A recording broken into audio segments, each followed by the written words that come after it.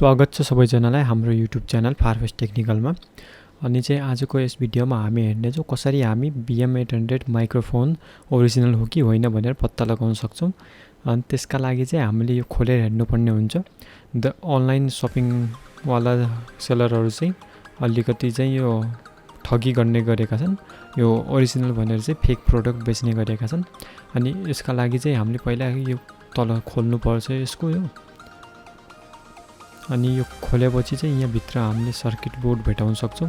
हेर्न सक्नुहुन्छ यहाँ कति सानो सर्किट बोर्ड छ, तर खासमा यहाँ हुनुपर्ने भनेको चाहिँ एउटा ठुलो सर्किट बोर्ड थियो ओरिजिनलमा। यो चाहिँ कुनै जेनेरल कम्पनीबाट हो यो। अनि यसको चाहिँ नाम चाहिँ यो कम्पनीको नाम चाहिँ त्यस्तो खासै फेमस पनि थिएन। अनि चाहिँ मैले पछि यसको बारेमा अझै डिपमा जाँदाखेरि रिसर्च गर्दाखेरि के पाएँ भन्दाखेरि मोस्ट अफ द सेलरहरूले चाहिँ यस्तै गर्ने गर्छन् हैन, अनलाइनबाट मगाएको यहाँ चाहिँ यस्तै डुप्लिकेट प्रोडक्टहरू पठाउँछन् र आफ्नो ठुलो मार्जिन राख्छन्।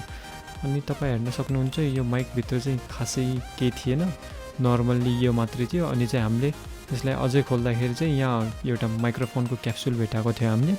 यो चाहिँ कन्डेन्सर माइक्रोफोन क्याप्सुल हो, यहाँ हेर्न सक्नुहुन्छ। हामीले खोल्यौँ, यो खोल्न चाहिँ खासै त्यस्तो गाह्रो पनि थिएन। यो चाहिँ हेर्न सक्नुहुन्छ यहाँ चाहिँ एउटा क्याप्सुल भेटिएको छ हाम्रो यो कन्डेन्सर माइकको। अनि चाहिँ यस्तै खाले कन्डेन्सर माइकहरू चाहिँ बजारमा लगभग 300-400 सम्म पनि पाउन सक्छन् यो क्याप्सुलहरू मात्रै। अनि यी क्याप्सुलहरू मात्रै छ यसमा चाहिँ, मेन भनेको चाहिँ ती क्याप्सुल चाहिँ। त्यो सर्किट बोर्ड चाहिँ खासै त्यस्तो गतिलो छैन यसमा।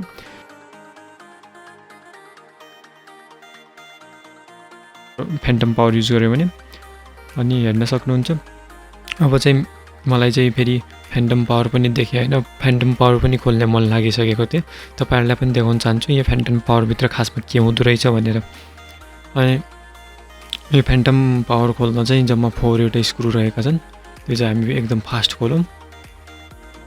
त्यति बेलासम्म यदि तपाईँले हाम्रो युट्युब च्यानल सब्सक्राइब गर्नुभएको छैन भने हाम्रो युट्युब च्यानललाई सब्सक्राइब गर्नुहोस् र त्यस साथमा रहेको बेल आइकन नि प्रेस गरिदिनुहोस्। यस्तै भिडियोका लागि हेर्दै गर्नुहोस् हाम्रो युट्युब च्यानल फारवेस्ट टेक्निकल। एकदम पावर ओपन गर्न यहाँ पछाडिको 4वटा स्क्रु पनि खोल्नु पर्दो रहेछ। अनि तपाईँहरू हेर्न सक्नुहुन्छ अब हामीले चाहिँ खोलिसकेको छौँ फ्यान्टम पावरलाई। अनि हेर्न सक्नुहुन्छ तपाईँ यो चाहिँ जस्ट केसिङ रहेको रहेछ। अनि यहाँ हेर्न सक्नुहुन्छ कि क्यापेसिटरहरू लागेका छन्। यो यसबाट आएको भोल्टेजेसहरूलाई चाहिँ अलि प्युरिफाई गर्न। अनि तपाईँ हेर्न सक्नुहुन्छ यहाँ चाहिँ हाम्रो आउटपुट र इनपुट रहेको छ नि। यहाँदेखि चाहिँ हामी हेर्न सक्नुहुन्छ यहाँदेखि चाहिँ डिसी सकेट हो, यहाँदेखि चाहिँ हामी डिसी ज्याक लाउँछौँ त्यहाँ। अनि हेर्न सक्नुहुन्छ जस्ट स्मल पिसिबी बोर्ड रहेको छ, यसमा चाहिँ त्यति धेरै कम्प्लेक्स केही पनि छैन। हेर्न सक्नुहुन्छ एउटा एलइडी रहेको छ यहाँ। अनि चाहिँ यहाँ केही एउटा स्विच रहेको छ यहाँ। अनि त्यस साथमा चाहिँ यता हेर्न सक्नुहुन्छ यो चाहिँ हेर्न सक्नुहुन्छ एउटा स्विच छ यसमा। अनि यो स्विच बाहेक एउटा ट्रान्जिस्टर छ जसले चाहिँ भोल्टेजेसहरूलाई अलि रेज गराइदिन्छ र हाम्रो साउन्डलाई अलि लाउड बनाउने काम गर्छ। यसलाई चाहिँ अब हामी त्यस्तै प्याक गरौँ जस्तो थियो।